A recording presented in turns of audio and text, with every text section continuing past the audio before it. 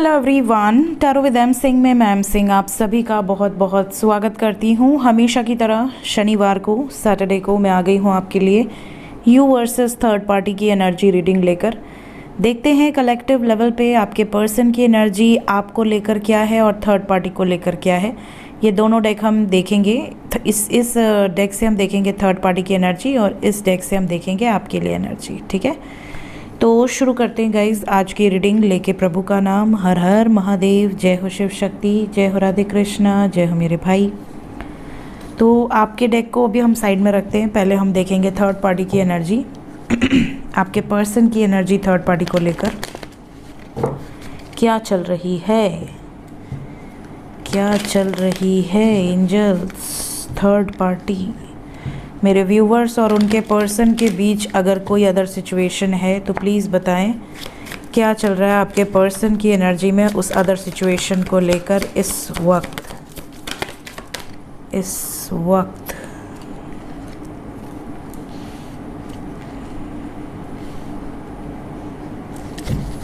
और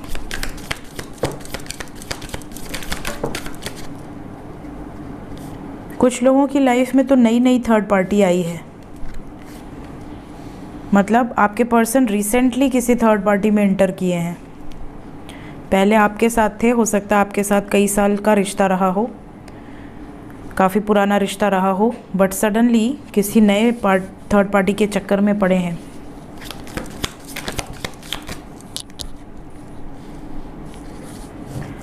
bottom of the deck है queen of wands. Overall energy है किंग ऑफ वॉन्ड्स। कुछ लोगों के पर्सन तो मैरिड हैं। देखिए, अगर आपके पर्सन किसी के साथ मैरिड हैं और वो खुश हैं उस थर्ड पार्टी में, मतलब अगर आपके पर्सन मैरिड हैं और उस थर्ड पार्टी के साथ बहुत रोमांटिक रिलेशन है, इमोशनल लेवल पे, मेंटल लेवल पे, फिज़िकल लेवल पे, हर तरीके से अगर उस थर्ड पार्टी के साथ खुश हैं, तो कहीं ना कहीं आपको ऐसी सिचुएशन में, अगर आपको क्लियर है कि वो खुश हैं अपनी फैमिली के साथ, उल्टा आपको इग्नोर कर रहे हैं, आपसे डिटैच्ड हैं, तो ऐसे में आपको रुकना नहीं चाहिए। ऐसे व्यक्ति के लिए कभी नहीं रुकना चाहिए। ऐसे व्यक्ति को ऑन द स्पॉट छोड़ने का डिसीजन लेना चाहिए, क्योंकि आप जितना समय ऐसे व्यक्ति को देंगे वो आपका सिर्फ मिसयूज़ ही करेगा। वो आपको कभी भी सुख नहीं दे पाएगा, आपको इज़्ज़त नहीं दे पाएगा, रिस्पेक्ट नहीं दे पाएगा, केयर नहीं कर पाएगा। क्योंकि देखिए, जिसके साथ वो खुश है, अगर वो उसको भी धोखा दे देता है तो आप कैसे उस पर बिलीव कर सकते हैं। समझ रहे हैं ये बात। तो अगर कोई ऐसा है जिसके पार्टनर अपनी लाइफ में किसी और को ले आए हैं और उसके साथ बहुत खुश हैं, शादी कर ली है और अपनी अच्छी से ज़िंदगी जी रहे हैं और आपको इग्नोर कर रहे हैं, तो उस व्यक्ति के लिए होप मत रखो कि वो वापस आएगा, वो सॉरी बोलेगा, वो ये करेगा। Don't expect. आए भी तो कह दो टाटा, टाइम नहीं है। बहुत ज़्यादा सर पे नहीं चढ़ाना चाहिए ऐसे व्यक्ति को जिसको आपकी फ़िक्र ना हो, जिसको आपकी रत्ती भर भी फ़िक्र ना हो कि आप किस हाल में हो। ऐसे व्यक्ति से ऑन द स्पॉट दूर हो जाना चाहिए, विद इन अ सेकेंड्स। लेकिन हाँ, क्योंकि कर्म एसोसिएटेड होता है, तो ऐसे इंसान को फॉरगिव कर देना चाहिए कि चलो ठीक है, कुछ ना कुछ मेरा और तुम्हारा कर्म लिखा रहा होगा, जिसकी वजह से तुम मेरी ज़िंदगी में आए, मेरी ज़िंदगी का इतना टाइम अच्छा बीता। तो शो ग्रैटिट्यूड एंड फॉरगिव।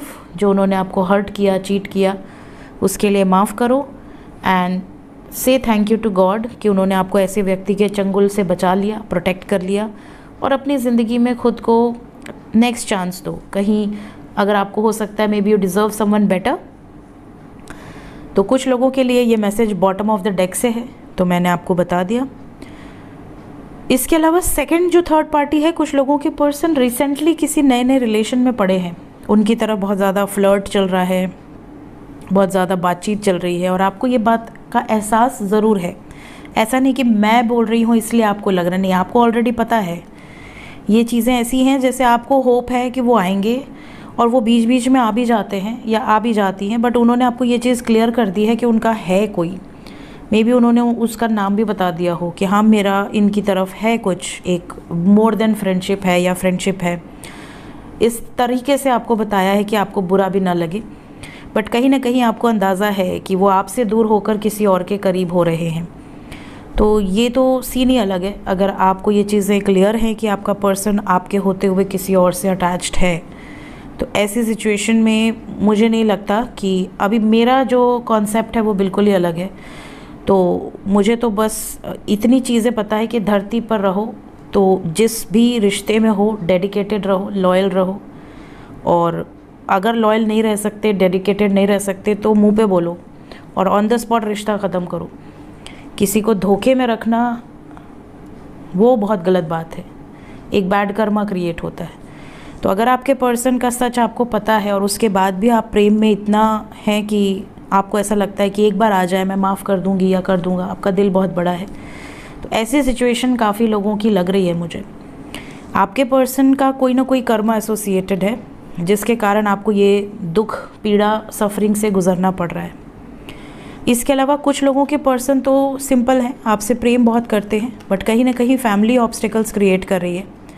ये चाह कर भी मजबूरन आपका प्रपोज़ल एक्सेप्ट नहीं कर पा रही हैं या नहीं कर पा रहे हैं due to some family restrictions, या फिर पब्लिक इमेज है। पब्लिक इमेज होने के कारण इन्हें लग रहा है कि सही समय आने पर ही हम इस रिलेशनशिप में आगे बढ़ेंगे। तो आपके पर्सन की लाइफ में बहुत सारी थर्ड पार्टी दिख रही हैं, अलग अलग टाइप की। कुछ लोगों की लाइफ में कोई थर्ड पार्टी नहीं है, सिर्फ डिस्टेंस है। आपके पर्सन ने एक दूरी बना ली है, आपको भी कंफर्म ही नहीं है कि कोई थर्ड पार्टी है या क्या रीज़न है। आप खुद ही कंफ्यूज हैं कि क्या कोई थर्ड पार्टी आ गई है जिसके कारण आपके पर्सन आपसे डिस्टेंस बना रहे हैं। और कुछ लोगों के पर्सन ने तो विदाउट रीज़न ब्रेकअप कर लिया है। आप अभी गेस वर्क पे हैं कि पता नहीं कोई है कि नहीं है, बट मुझसे तो रिश्ता ख़त्म किया हुआ है। तो मैं बता दूं कि जो भी थर्ड पार्टी है, जो भी, चाहे वो उनकी मर्ज़ी से हो, चाहे उनके मर्ज़ी के खिलाफ मजबूरी में हो, बट जो भी थर्ड पार्टी है, आपके पर्सन इस टाइम पे उस थर्ड पार्टी से खुश नहीं है। कोई ना कोई आर्ग्यूमेंट चल रही है, कोई ना कोई हीटेड एनर्जी है, बिकॉज थर्ड पार्टी की एनर्जी रीडिंग में डेविल है विद 4 ऑफ सोर्ड्स। कहीं ना कहीं चाहे वो मैरिड कपल हो, चाहे वो अनमैरिड कपल हो, चाहे फैमिली प्रॉब्लम हो, चाहे उन्होंने आपको चीट करके किसी और को अपनी लाइफ में जगह दी हो, जो भी रीज़न है, आपके पर्सन इस टाइम पीरियड में अंदर से सेटिस्फाइड नहीं है। बाहर दिखाने के लिए बहुत खुश हो सकते हैं, बट कहीं ना कहीं अंदर इनका कर्मा इनको झकझोर रहा है, इनको अंदर से गिल्ट हो रहा है कि मैं ये कैसे कर सकता हूँ या मैं ये कैसे कर सकती हूँ, वो भी उस शख्स के साथ जिसकी कोई गलती नहीं थी सिवाय मुझसे प्यार करने के। तो ये एक एनर्जी है जो यहाँ बहुत क्लियर है।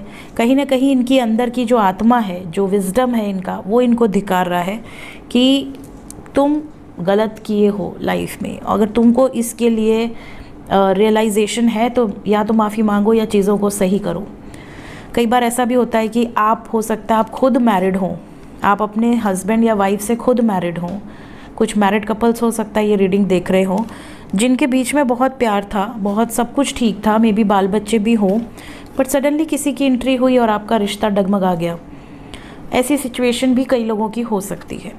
तो जो भी सिचुएशन हो, आपके पर्सन अंदर से इस टाइम पे रियलाइज़ कर पा रहे हैं कि इन्होंने बहुत गलत किया है। लेट्स चेक कि आपको लेकर अभी फीलिंग्स क्या हैं, उसके बाद हम देखेंगे इमीडिएट एक्शन क्या एक्सपेक्टेड है। इमीडिएट एक्शन क्या एक्सपेक्टेड है, प्लीज़ गाइड करें। मेरे व्यूवर्स जो ये रीडिंग देख रहे हैं या आने वाले समय में देखेंगे, उनको लेकर क्या फीलिंग्स हैं, ट्रू फीलिंग्स।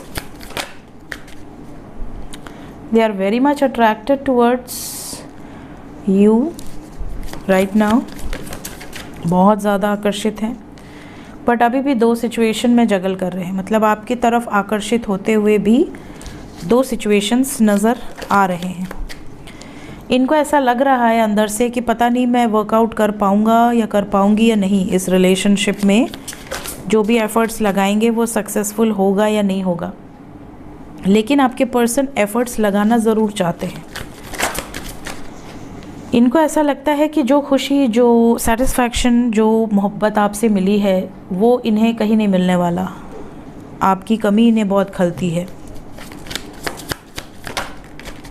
आपकी मेमोरीज़ में ही जीते हैं, चाहे जहाँ भी हो, जिसके साथ भी हो, ये आपको भूल नहीं पाए हैं, आपकी ही मेमोरीज़ में हैं और वापस आना चाहते हैं। इनको अपनी गलतियों का, जैसा मैंने कहा, एहसास है, हो रहा है। तो यहाँ पे सफरिंग की भी एनर्जी है, इन्हें बिल्कुल एहसास हो रहा है।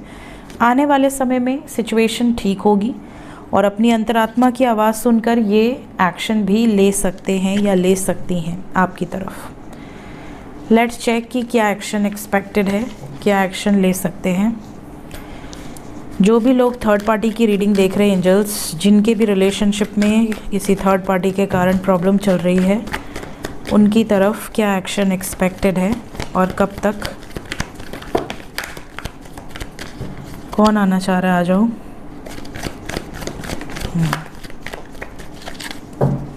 Emotional loss, bottom of the deck. We have solar plexus and sacral chakra blockage. Then we have moon with destiny, mental conflict and material and spiritual prosperity। फ़िलहाल देखिए अभी तो मेंटल कॉन्फ्लिक्ट नज़र आ रही है। अभी कम से कम ये एनर्जी 2 दिन से 6 दिन के बीच की है, अभी नहीं रेजोनेट करेगी। इस रीडिंग को देखने के बाद 48 आवर्स के बाद और 6 दिन के अंदर, मतलब 2 दिन के बाद और 6 दिन के अंदर, मतलब एक तरह से 48 आवर्स के बाद ये एनर्जी रेजोनेट करना शुरू करेगी। यहाँ पर फ्यूचर में ये दिख रहा है कि आपके पर्सन और आपके बीच में कुछ ब्लॉकेजेस हैं, जिसके कारण डेस्टिनी होते हुए भी चीज़ें, ऑब्स्टिकल्स, प्रॉब्लम क्रिएट कर रही हैं। आपके पर्सन इमोशनली आपसे बहुत ज़्यादा अटैच्ड हैं, थर्ड पार्टी सिचुएशन में मजबूरन अटक गए हैं अपनी गलती से या जानबूझकर, बट अटक चुके हैं। और इसके साथ साथ आपके साथ साथ बैलेंस बनाकर चलने की कोशिश करने की सोच रहे हैं। इनको ऐसा लग रहा है कि जहाँ अटका हूँ वो भी, मतलब निकल तो नहीं पा रहे हैं, तो कम से कम वहाँ भी रहें और आपके साथ भी बैलेंस बनाकर चलें। और अगर आप इस बात पे एग्री नहीं करते हो, आप कहते हो कि नहीं रहना है तो किसी एक के साथ रहो, तो ऐसी सिचुएशन में इनको तकलीफ़ हो रही है। इनको ऐसा लग रहा है कि मैं आपको तो छोड़ना नहीं चाहता या छोड़ना नहीं चाहती। जब आप अपनी जगह पे स्टिक रहोगे कि नहीं नहीं किसी एक को चूज़ करो, या तो मुझे या तो थर्ड पार्टी को, तो ऐसे सिचुएशन में फिर ये प्लान करके आपको चूज़ करेंगे। जो भी अदर सिचुएशन है उसको सैक्रिफाइस करेंगे, जो भी कार्मिक साइकिल होगी वो रिलीज़ होगी। सो ये जो भी एनर्जी है 2 दिन के बाद और 6 दिन के अंदर की है। सो ये थी गाइज अभी इस वक्त आपके पर्सन की एनर्जी। मिलते हैं नेक्स्ट रीडिंग में। Till then take care, bye bye.